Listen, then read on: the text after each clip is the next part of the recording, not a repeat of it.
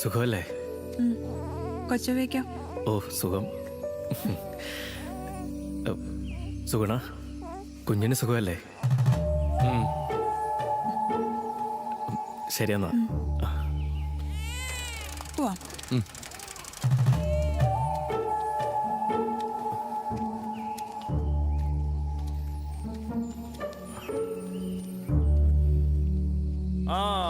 അങ്ങനെ സംഭവം മനസ്സിലായില്ലേ? കാല് ശരിക്കിട്ടോ പതിപ്പിച്ച് അവിടെ